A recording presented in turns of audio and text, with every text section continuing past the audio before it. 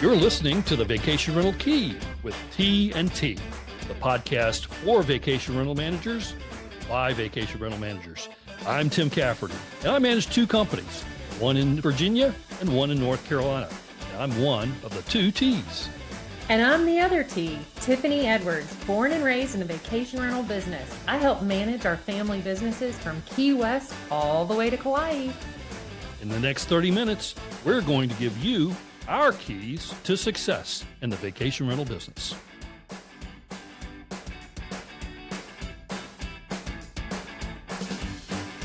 Welcome back, everyone. I'm Tiffany. And I'm Tim. And we are so excited today. We have got something completely different. And I know we teased it in the last episode, but Tim, can you share a little bit about what we've got cooking today? Yes, we're going to talk about some key mistakes we see. We've talked about the needs for processes and policies and how important those are during times of natural disasters. But how often are we thinking about the needs of our employees, our suppliers, our housekeepers, our community partners in those times? That's so right, Tim. And it really hit home for me last week when we were at the Women's Summit. Shout out to Amy Hinote for delivering on content that really gets an operator thinking not only about a professional solution, but really about personal ones as well. And it made me think about the hospitality being an essential part of the culture and the fabric of how we recognize and take care of our employees. But we don't necessarily think of them in those really high stress times. And our policies and procedures, sometimes in those natural disasters, go towards our owners and our focus towards our guests and not the people who keep our doors open. And that's so right. A lot of people make these mistakes, but I think it goes back to being proactive in your planning and thinking outside of just those owners and guests. So you all are in for a treat because you don't have to listen to us for the next 28 minutes. We have April Burns with us to help us go through the top five key mistakes we see being made when it comes to our members preparing and recovering from a natural disaster. Welcome, April. Thank you. Thank you so much for having me. I'm certainly excited to be on today and talk about something that I'm so passionate about and that we've worked very hard over the last 10 months to launch and get moving on. And April, for those few, maybe handful of listeners that don't know you, if you could share just a little bit about how you've been in this hospitality industry from all sides. Definitely, yes. So I have been in hospitality for 30 years and starting off in hotels and resorts. And then I've been fortunate to stay in the vacation rental space working with IC&D. And last year when Hurricane Helene hit my hometown area of Western North Carolina, and after seeing the devastation that hit Florida over the several years, I just felt this calling or desire to really step in and help those who maybe don't have the supplies, maybe don't have the education or the tools to be able to successfully survive a natural disaster. And it is something that I'm very passionate about, taking from my parents of that servant leadership. But it is something where I felt like we were able to be there first. So whenever Helene came in, we were actually able to be there thanks to the generosity from so many people in our industry to provide help and equipment and supplies to people that had been completely cut off. And that's whenever I had that aha moment of, wow, we really need this in our industry. We need someone that, to your point, when you opened, that really looks out for their employees and not only looks out for them, but provides them with the tools that maybe they do not have or they never thought about to be able to give to their employees and their teams to in a time of natural disaster or crisis. You mentioned it hit home personally, and I did not realize you had a connection to Western North Carolina and the disaster there. Tell us more about what happened and what you saw. Definitely. So my whole family's from Hendersonville, North Carolina. And as my sister, who still lives there, says, they're always supposed to support us in a hurricane. They never thought that we were going to have to support them in a hurricane. So to be able to stay in contact with her, thankfully, but to also just be able to help and be able to see the devastation that really happened live and in person is something you don't understand unless you actually see it. It is completely devastating. again, thanks to the generosity of friends in our industry, we were able to collect a lot of funds and get a box truck donated to us. And myself and a friend of mine actually drove it up there, I think day 5. And we were able to be there before even some government officials had been activated to be able to come in to help. And my sister actually, they lost all their power. We had a niece who actually lost their entire home, was completely flooded, not in the floodplain, not anticipated at all, and got out minutes before with young children right before it happened. And after watching that, being able to see us come in and help provide these supplies, they were reaching out to my sister via Facebook Messenger because that was all they had. They had no power, but they could still reach, thanks to cell service, and reach out to her and say, hey, we've got 60 people down here in the mountains holler that is completely detached from everyone else. The only bridge we had is gone. So can you please come and provide us with supplies? And so we went down and set up pulley systems and pulley supplies across to them. And we're able to really see again firsthand just that devastation. It was truly heartbreaking. As I've said, it is where I grew up. Every memory I have, everywhere I went as a kid was gone. And that's hard to see. That's a tough thing to see, especially I lost my parents 6 years ago. So especially losing my parents and then attaching that to their memory, it's a tough thing to go in and see. And then that's so small compared to these people who lost everything. Yeah. And it's incredible because I think in these times, people want to help, but they don't exactly know where. And I remember when you put the link up for some funds and it just grew exponentially, really overnight. But what's so impressive is that you want to help in so many other locations. And the key mistakes that we're going to talk about today, there are things we can be doing proactively. And then Hospitality Heroes is creating even better solutions for us to address some of these mistakes. Should we go ahead and get started on some of these? Number one, lack of preparation on safety.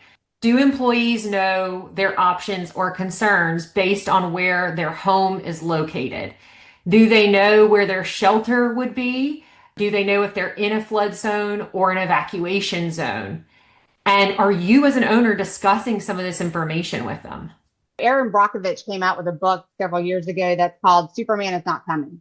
And I think that that's what's important to realize is that especially people who have gone through these natural disasters is, Superman is not going to just show up at your doorstep or wherever you are. We've got to be able to have those tools to be resilient and be prepared before a natural disaster happens. And one of the things I learned from the people that went through the fires in LA is that, not only do you have to have a plan A and plan B, but are you working with your team for them to have a plan C, D, and E? Because a lot of times what you think you have planned or what you have kind of is your family plan even is going to change. For example, they had evacuated to a shelter and that shelter was then evacuated. And so then they got split up as a family. So you think about those items of, okay, hey, we're going to meet here, but if that doesn't work, this is our next step. And then if that doesn't work, we're going to plan C. And making sure that everyone is communicating with your team as well, because we've been through enough hurricanes on the coast that everyone just leaves, just have to go at that time. And so you need to know that there's going to be traffic and just other situations where you might lose touch with your team. You need to know how you're going to be able to communicate with them once you all get to a safe location. Yeah, and you mentioned this too, but having updated to know exactly where your employees live so that if in the future, if a water shut off or if there's certain roads that are blocked out, that you've got an employee in that area or a team member or a community member in that area, because it's going to be hard sometimes to get in touch with them and to understand what supplies they may need. Completely agree. One of the things we're doing on our website is we're actually creating what we call the Hospitality Heroes Hub. And part of that is we're developing a map where we are going to pinpoint locations. So we want people to be able to go to the state, to their region, and then to their town and area to be able to receive information. Not only currently right now, it has a lot of after information, who to contact in your local region. But what we want to do is also be able to provide the before steps. because that's so important. Again, a lot of people don't think about, again, I'll just use hurricane season as an example, until it's hurricane season. And you need to sit down and talk with your team and work through, because not only are you going to help them as a business, you're going to help them within their own family and community be able to help provide information to their community, maybe people down the street that did not know that they were in a floodplain. So part of that map is to be able to provide a floodplain map level over top of it so they can see exactly where they are, because maybe where the business is not, but maybe when they have to drive 30 minutes inland to their house, even if they're not in one, some of the roads they're going to cross probably are in that floodplain. We're just thinking here as you're talking, I'm not sure my records are up to date. Thinking to myself, of course, I have everybody's phone number, I have their address. What would you recommend to an employer to put something in action to make sure you're covered? Actually, on our website, we do have a prepared checklist, so that way businesses can go on. It is the first step. It's not going to be your most comprehensive, but it is to help get you started. We want to make sure that you are thinking about these items or your employees in ways that you've never probably thought about. To your point, are your contact information, is it up to date? Do you have the new employees information that maybe they just got hired last week right before you're having to evacuate? Do you have that available and in your hands? And so we wanted to have that on the website just as a first item for anybody to be able to download. And it is not just hurricane specific. It is all disaster, all crisis specific that we want people to be able to reach into. Again, to be able to build out, that is that first step to be able to build out your true crisis plan. And what's the website? We've teased it twice. It's hospitalityheroes.org.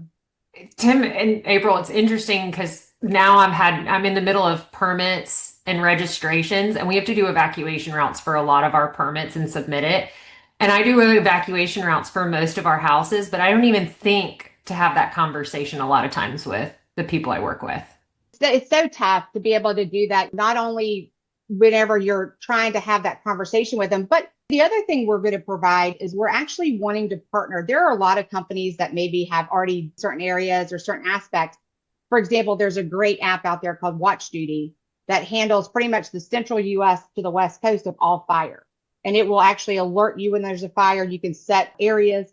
So we want to partner with them. We don't want to go in and recreate the wheel. We want to be able to partner with some people like that. So then that way we are truly providing. It is another nonprofit, and it is somebody that we can truly provide the most up-to-date information with, because they've now been doing this for, I think, 4 years or so. So that number one key is to be prepared, or maybe the lack of preparation in some of our cases. We move on to number two. How about the lack of preparation with documentation? Think of preparation as taking care of a home, but what about the personal necessities in a fire, a flood, or a storm? Necessities like an insurance policy, a lease, a mortgage, vehicle registration. Do you have a list of your valuables? How about legal documents, pet records, utility account numbers, bills that will give you proof of residency so you can get back in, all these kinds of things. And do you have digital copies of these things? What do you have there? So there's another great app out there called Trustworthy. You can upload and have digital copies that is secure of all your documents. Highly recommend them. They do give discounts to military and some other people. One thing we say is misplaced documents is creating the biggest vulnerability. We want to make sure people have those documents. I myself, 6 months ago, was evacuated from my house due to a fire, and it was in our backyard down our street. I was actually at a wedding, having to call my husband and say, here's where this is, here's where that is. So to be able to kind of walk him through everywhere he needed to go. And you do realize how spread out like your mortgage is, again, where your registrations are, because think about the people in LA that had to abandon their cars with that registration in their car. Another one said that, they didn't think about having the title to their vehicle. They left. And then they had to fight to prove that they were the owners of that vehicle. So there are so many things that we take for granted. Before we left, I walked around the house and I videoed, because that was the quickest way to actually go through all of our stuff, is to video the entire house. So I would certainly recommend that at minimum once a year. So then that way you have the most up to date. Obviously, if you go buy a big piece of furniture or appliance, certainly make sure you add that to the list, because those are some of the things you just have to then go back through bank records or go through other items to be able to prove that you were that owner. The other thing you mentioned, pet records, certainly have pet records, but have an updated photo with you with your pet. So if somebody finds them, it's a way to prove that you are the owner and you're just not somebody coming in and saying, sure, I'll take them. You are the owner of that pet, because again, things that maybe you haven't had over the last few years. That pet has gone from a tiny puppy to the size of a dog. So you want to make sure you have that updated photo for them as well. This is so good. I'm now making notes of all the things I'm not doing. And this is so much more important because it's not, again, just for us to take in, it's for us to communicate with the people that we work with to do these things. So if we had the key sound, Tim, there'd be 5 or 6 of those.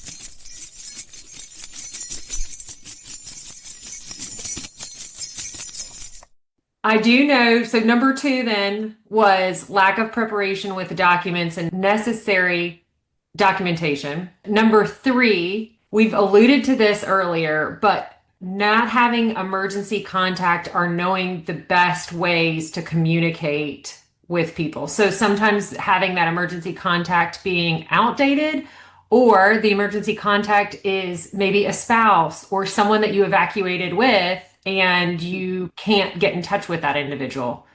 Think about people who are elderly that have to evacuate quickly that leave their phone. That person, then you have no information who to contact on their behalf.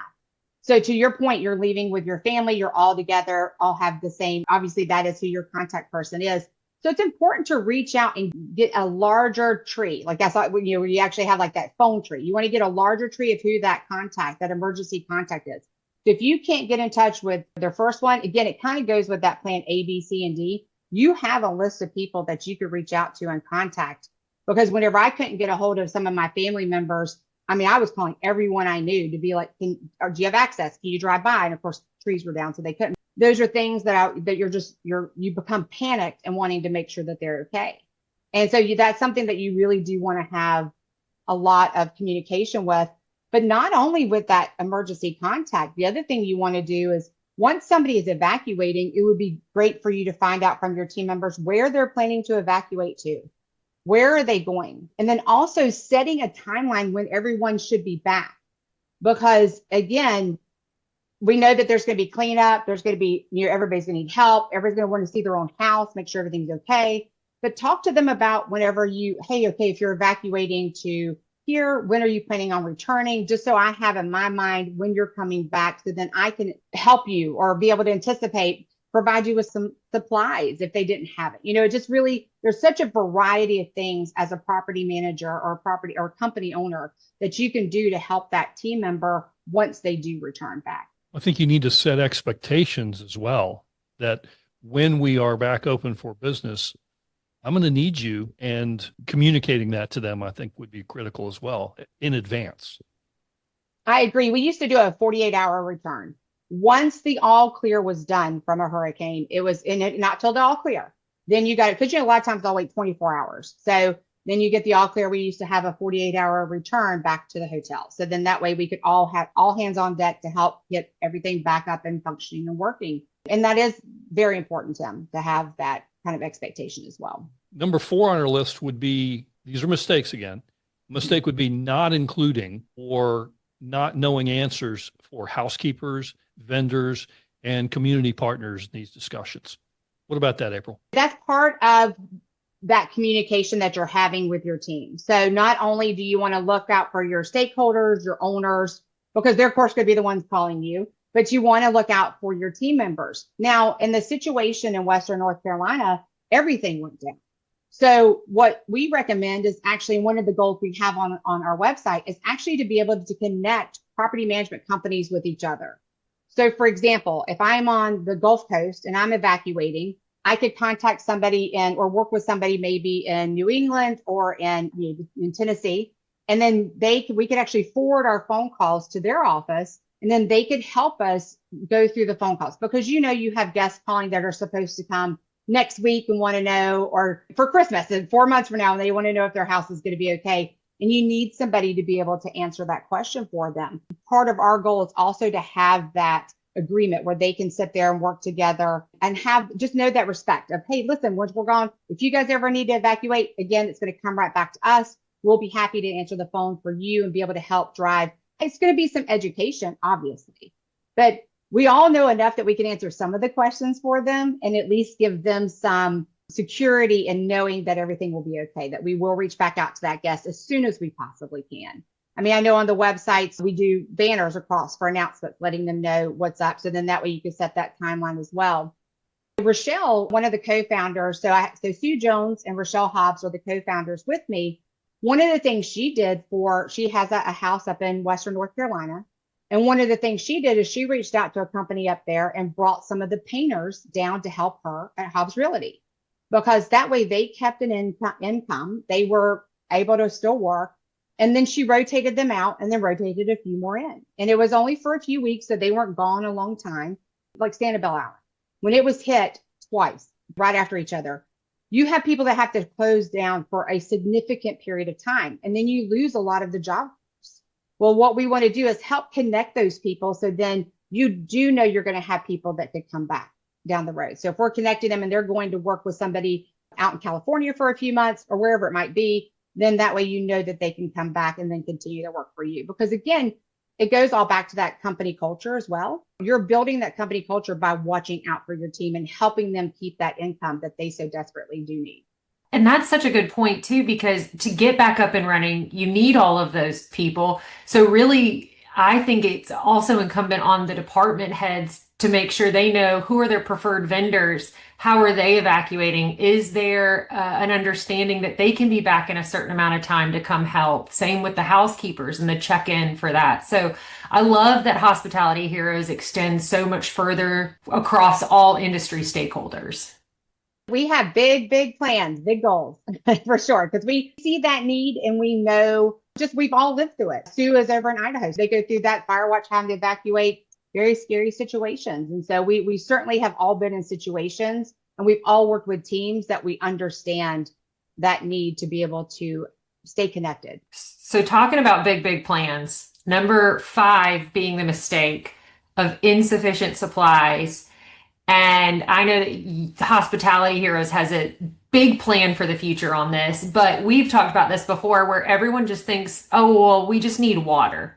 But it extends so much more than that in making sure that your team members have other necessities and then also what you can provide to the community.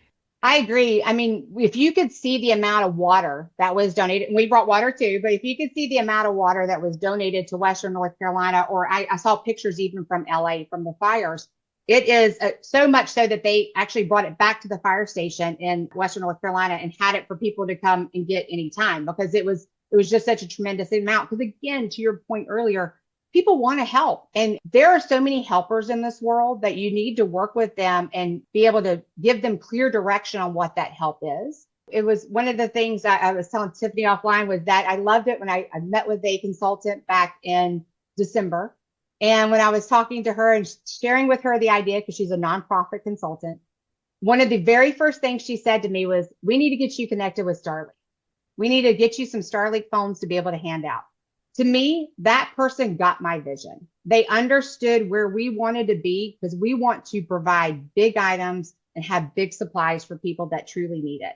We want the community or the surrounding community to help with those daily items, but we want to walk in and be able to provide go bags with essential items that are with the natural disaster you just went through.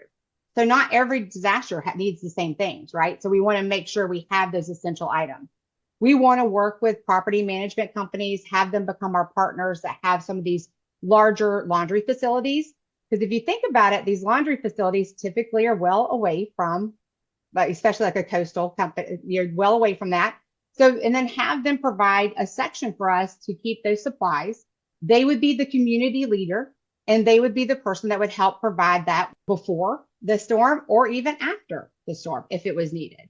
And so we want people to be able to have that opportunity to where, again, we have Starlinks. In Western North Carolina, helicopters were dropping Starlinks off because that was the only access to be able to get to them. So we wanted to do that. Chainsaws. I know whenever the floods happened in Texas, chainsaws and large equipment were the number one things that they needed just to be able to get access to some of the areas. I talked to a client of ours up in Western North Carolina, and he was like, we need industrial drop cords so it can run from a generator to a home, because most of these have been damaged because of the amount of flooding and water on the ground.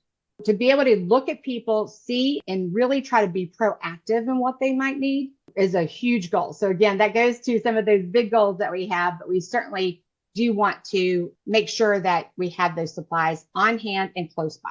Really dating myself here, but I'm thinking back to the biggest disaster I lived through was named Isabel, and we had significant damage, but the biggest help I had was, I will say, friends in the industry who were willing to send a guy with a truck and a shovel from Georgia or Florida or whatever.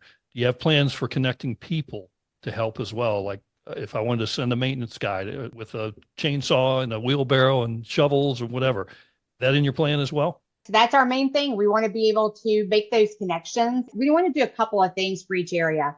Not only do we want to provide, obviously, those links of things that they need to do to file insurance and get reports and get help, but we also want the trusted people in your area to be able to provide us with the suppliers and the contractors that you use and that are trusted. As you know, if you go through any natural disaster, people come in town and then they try to jack up prices or take advantage of insurance policies and overcharge. Well, we want to know that Jim at this contractor company is who you recommend. This is the plumber. These are the people that are trusted in your area. So go that route as well. But then at the same time, be able to have a list. I'll never forget when we were getting ready to evacuate, Elaine Stitcher reached out. She posted on her social, we have places, we are open, we are not in season. Come here if you need to evacuate. And to me, that just to be able to provide that relief, because we've all had to do it where then hotel prices go up or shelters wouldn't back in the day, except pets. I know they've obviously changed that after Katrina, but those are some of the things that are just such a challenge. And so to be able to have that list too of people that really want to do that reciprocal help is huge.